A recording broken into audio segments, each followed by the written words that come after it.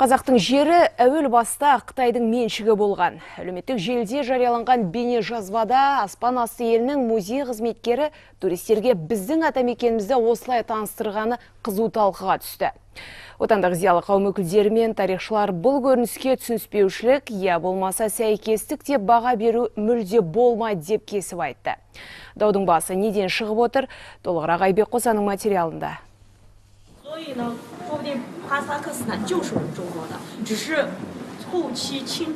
Бұл видео Қытайдың Құмыл аймағына қарасты Баркөл қаласындағы қазақ тарихына қатысты музейде түсірілген. Қазақтың жері әуел баста Қытайдікі болған деген желеу қызметкердің сауатсыздығы, я қателігі емес. Кіндік қаны Қытайда тамған журналист Ұларбек Дәлейұлы бұл әлгі мемлекеттің ұзақ жылғы жүргізіп жатқан астыртын саясатының бір көрінісі деп баға берді. Бұл Қазақстан бұрын Қытайдың жері болған.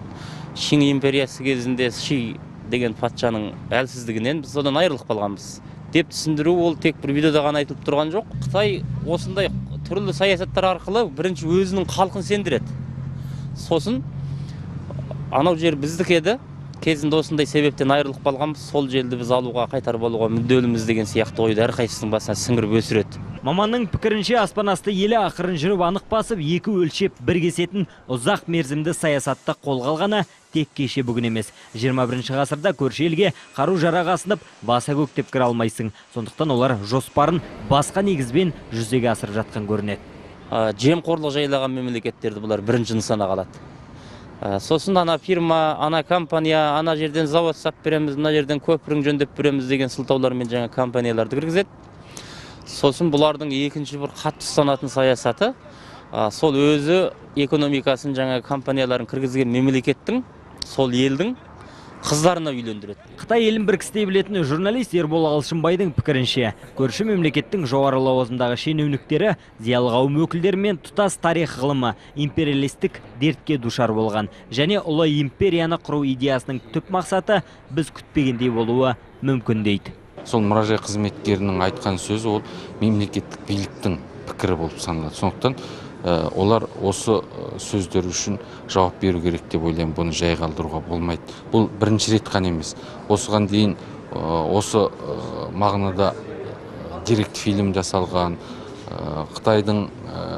Қытай тілді оқулықтарда қазақ жерінің біраз бөлігін Қытайдың ежелгі жері деп оқытылатыны туралы осыдан бұрында талай шу болған, тіпті күн өткен сайын үдеп бара жатыр. Бұл оқиғаға байланысты тарих ғылымдарының докторы Тұрсынхан Зәкеннің де пікірін біліп көрдік. Профессордың айтуынша Қытай елі хан және тан әулеті билеген заманның бір кезеңдерінде империя деңгейіне көтерілген. Тек сонда ғана алып қорғанның ар жағында не бар деп жорыққа шыққанға ұқсайды.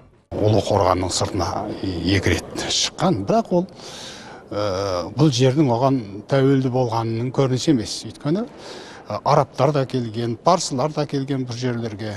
Рим империясы да бұл жерге қанатын жайған. Соған бола бұл жердің бәрі солардікі деп айтуға болмайды ғой. Жаңағы арабтікі, фарсылардың жері деп айтуға болмайды. Сол сияқты бұл жерді кезінде Таң империясына, Хан империясына тәуелді болған бұл Қытайдың жері деп айтсақ қата болады.